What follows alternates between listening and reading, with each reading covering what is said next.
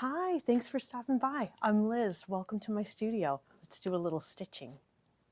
Okay, so before you start stitching, what you're going to want to do is decide how thick of a line you want to use for your stitch. Now, I like a really thick line, so I'm going to go ahead and thread my needle with 3 strands of embroidery floss doubled. So remember, you don't want your thread to be longer than from about your fingertips up to your elbow. So I'm going to cut that. And I like to double mine back on itself because then I don't have to worry about stitching on the go. When I have it in my bag, I'm not going to worry about losing my needle or anything like that. So I'm simply going to divide my floss into 2 sets of 3 strands each. This could be 3 sets of 2 strands. You could just simply, if you like a finer line, use 1 strand doubled back on itself to make 2. I usually use, because I use split stitch so much, I at least use a doubled strand so that I have 2 strands. Okay, so here's 1 strand, and I'm just going to thread my needle. I always like to snip my threads again so it's nice and sharp when I want to thread my needle. And for threading your needle, get your thread way down in your fingers, bring the needle to the thread, and then almost release the fibers into the eye of the needle as you sort of move that needle down. Of course, because I'm trying to do it on camera, it's not doing it. Let's try this one more time. There we go. So I'm just going to pull my thread through, make sure it's not getting any kinks in it. This is a little long. I was talking and doing it. You want yours a little bit shorter than this. And then I simply knot the end. I usually use a quilter's knot and go ahead and snip this so it's a little bit shorter.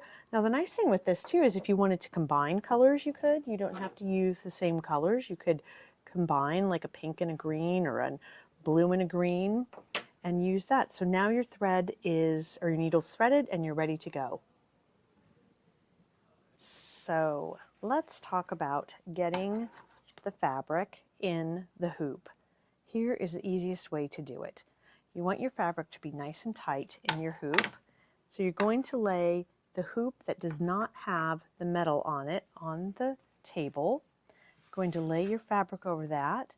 You're simply going to press the other hoop down on top of it, and then you begin to tighten. So righty-tighty, lefty-loosey. You can start to pick it up when it's tight enough. You just keep tightening down. And this is something you might have to do as you're stitching. It does tend to come unscrewed just a little bit. And you can go around and just pull your edges down till you get this nice taut, like a drum,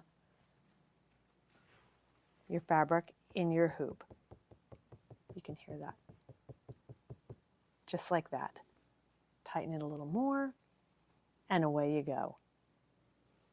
Hi! We're going to go over the stitches that I used in the whale kit so that you will know how to stitch your kit. Now you don't have to stitch it the same way I did. You can use whatever colors you want. You could have a pink whale and a blue banner. You could have off-white stars and yellow or rust radiating through the whale. You can change his markings and barnacles and patternings. You can do whatever you want. I'm just going to show you what I used so that you have an idea of what you would like to do when you're stitching. Okay, so the first stitch I'm going to show you is the split stitch. I used the split stitch to go around the banner. I use the split stitch a lot. I really like the continuity of line it gives you. I used the split stitch going around the outside of the whale as well. So here's how you do the split stitch. Okay, so we'll start with split stitch. This is probably the stitch I use the most, and I just want to give you a really good demonstration. So you're going to come up from the back, you'll come forward. I like to say about the grain of size of a grain of rice. Now there are two different ways to do split stitch. I like to do it this way. It uses more thread, but I prefer the look. So this is how I'm going to show you. You may already know the other way, and go ahead and use that. We'll review that too, just so you know it. I come up about a stitch length away, a little less, and I'm going to go back down into my original stitch. Don't panic if you haven't divided it exactly in half. That's okay, it won't matter too much. So here we go again, we come up, I should say the length of about half of a stitch, not a full stitch. From the back, and we go down into the center of our stitch, like this. And this is great for when you have curving lines. When you do rows of it, it looks incredible. It starts to look like a tapestry. You could use this instead of stem stitch or chain stitch.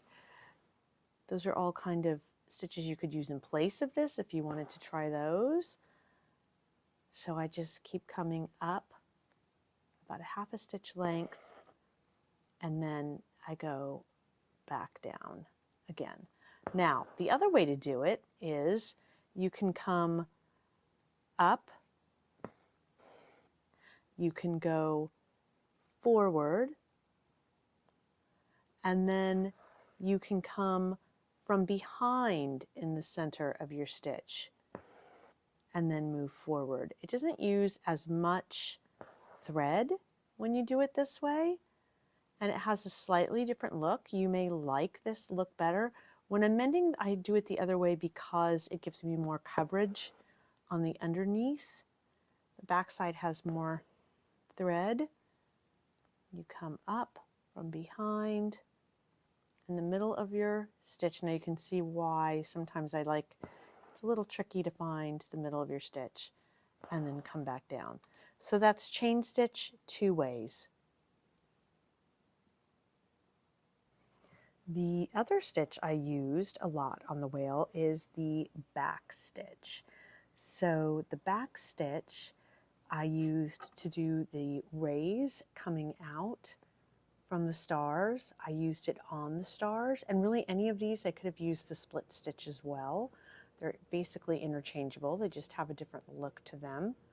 The other place I used the straight stitch is these are just sort of giant straight stitches here to create that shadow on the banner.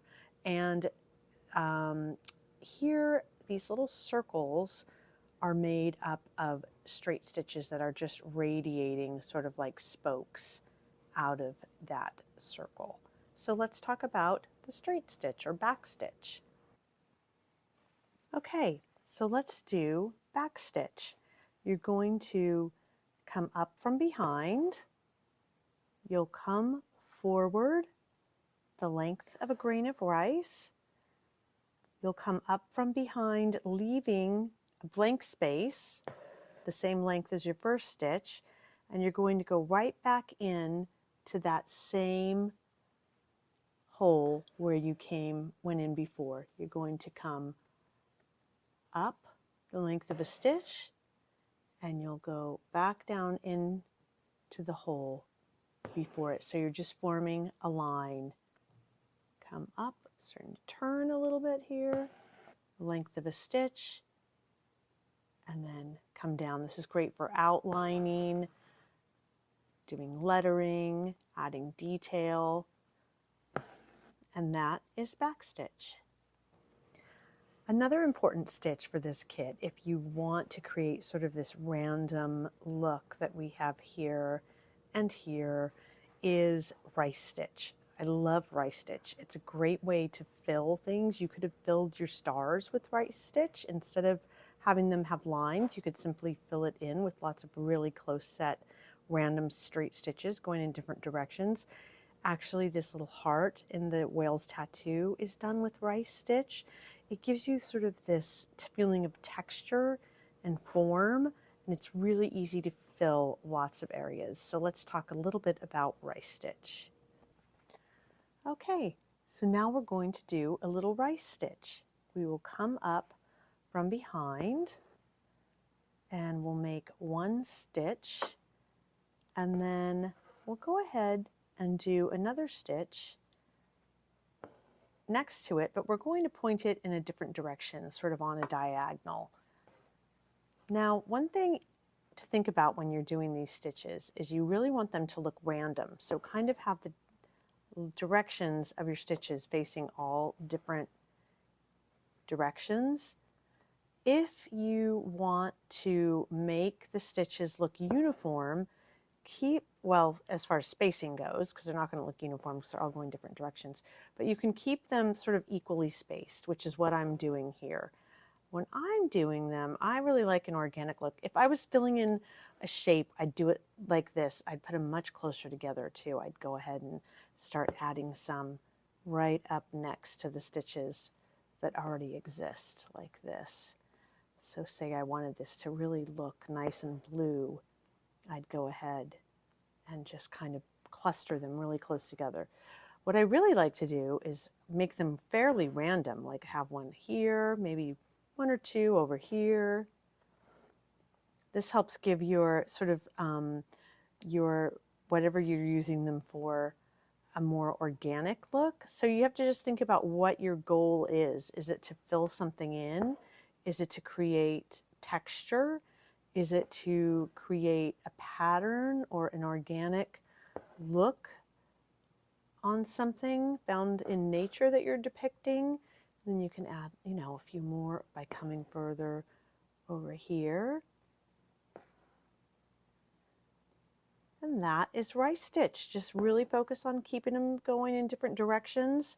They don't always have to be the same length. If you're going to make them different lengths, make them obviously different lengths. Like I'll put a longer one here so that it looks intentional.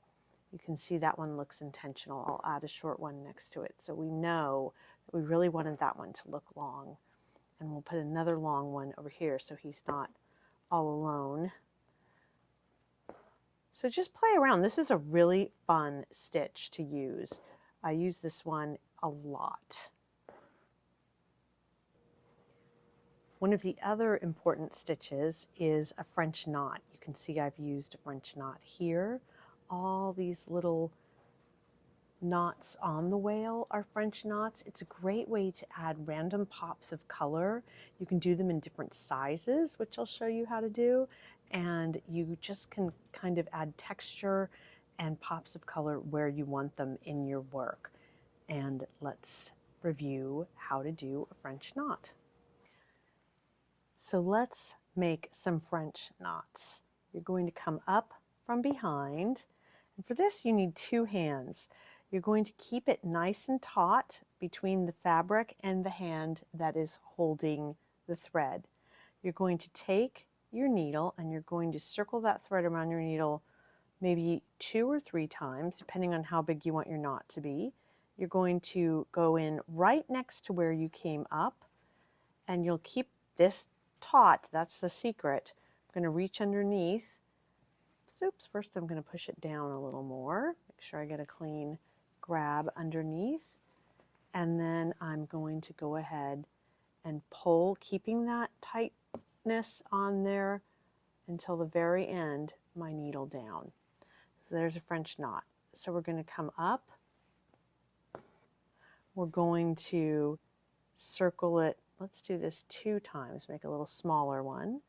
Put the needle right down in next to where we came up, keeping that tension on the thread. We'll pull this down and make another knot. These are great to cluster together to get lots of texture. You can use them for eyes, you can use them for the center of flowers, you can use them to dot letters, you can use them for just about any place you want to make a little circle that has some texture to it. you can use a French knot. There you go. Another stitch that you need just a little bit of is satin stitch to fill in his eye. Now you wouldn't have to use satin stitch, you could just make an outline, but if you wanted to give him a nice dark eye, you're going to cover the whole pupil with stitches. So we're going to go over satin stitch. Let's do satin stitch. There are several different ways you can do satin stitch. You usually use it to fill something in. If you're filling something in, I'm going to make a little circle here using back stitch, and you want to have an outline. Maybe let's say you want to have an outline in a different color or something. You would go ahead and do this stitch so that you, oops, got a little tangle back here, hold on, so that you are leaving the back stitch so that it shows. If you want to sort of pad the stitch and have it be a little more raised, you can make a simple shape and fill it in with a rice stitch or even just more random stitches, more back stitch, and you would stitch over that. So I'm going to show this to you first. Make a little circle. We'll do half of it one way and half of it the other way, so that you can see the difference. Okay.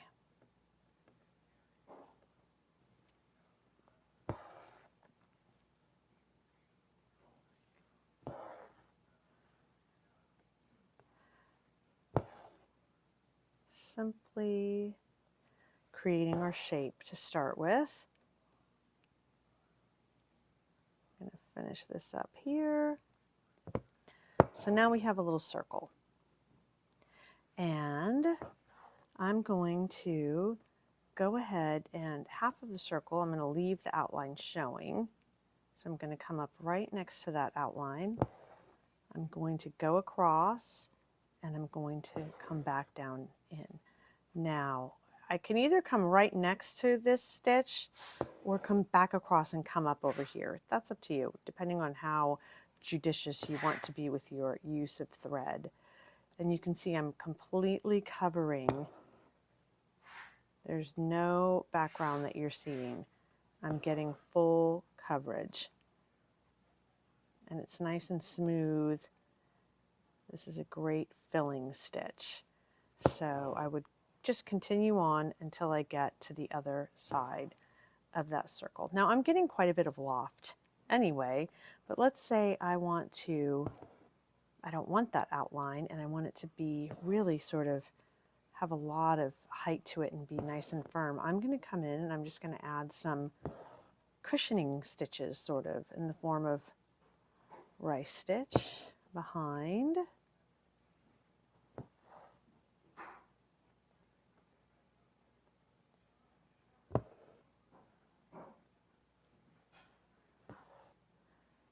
Maybe one more. And now what I'm going to do is I'm going to come up on the outside of my outline. And I'm going to be right next to it. I'm just going to really work hard to keep that a nice clean line. I'm going to come across. I'm going to try and leave a little bit of space between my two sections so you can see the difference. And I'm going to come up right next. And again, I could underneath, come up on the other side if I wanted to. Right next to, you can see that this looks different. It is a little more raised. The edge is a little more defined because it's going right next to that stitch outline that we laid down. It's a little cleaner look. It just depends what look you are going for. And we're filling our circle in. And that is satin stitch. The final stitch you'll want to learn is chain stitch. Now I've used chain stitch to create this striped pattern on the whale's belly. You can see it has a lot of texture and a lot of depth. I really love chain stitch, and it gives sort of a soft feeling, and I just like how textural it is. I know I keep using that word, but it really does create sort of a soft texture on your piece. So let's talk about chain stitch. All right, so we are going to do a little chain stitching. So chain stitching is exactly what it sounds like. You're making a chain from one stitch to the next. So I'm going to come up, I'm going to come down close to where I came up, and I'm going to leave a little loop of thread. I like to leave my loop fairly big because it's starting to twist. We don't really love that, but what I'm going to do is, I can put my needle in there to kind of separate it out for myself. Hold on.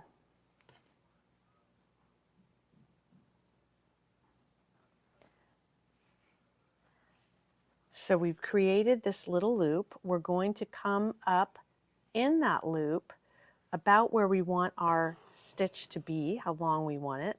And we're going to do the exact same thing, come up and go back down in the loop. So that's our first link of our chain. Now we're going to do our second one. You can see if you leave the hole pretty big, it's a little easier to do.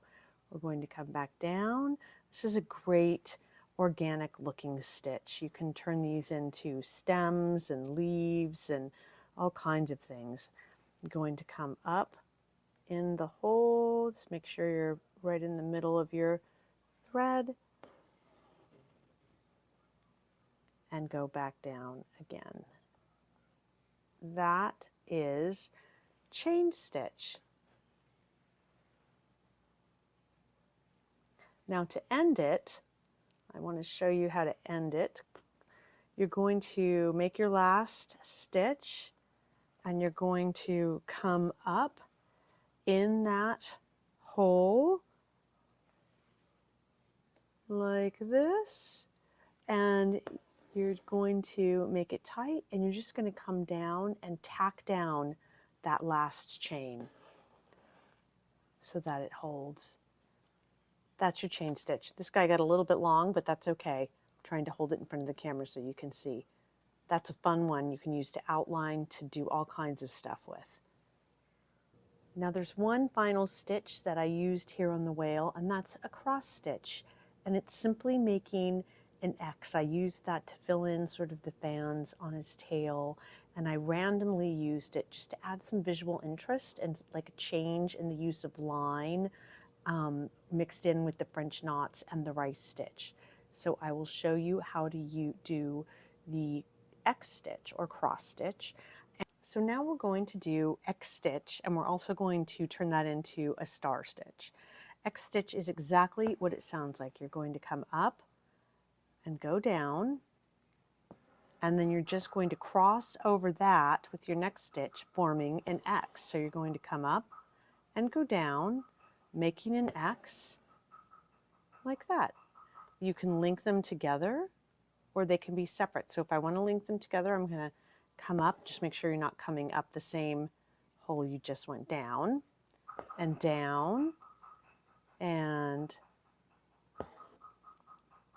make your X's run together.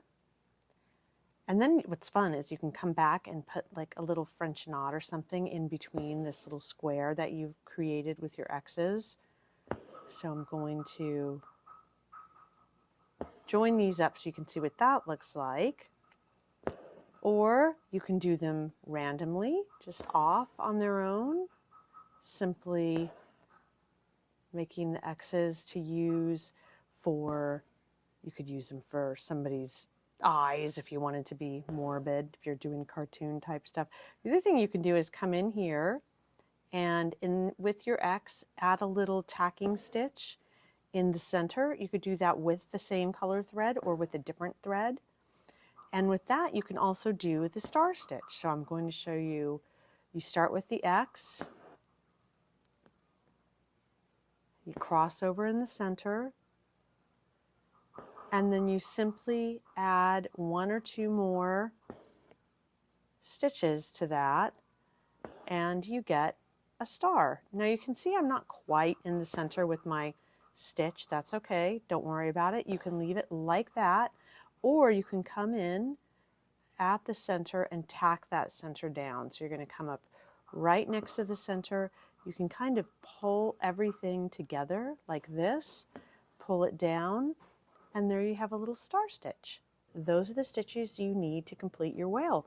Remember, take your piece, make it your own. You're not limited to keeping it on the fabric that's supplied for you because the pattern is a sticker.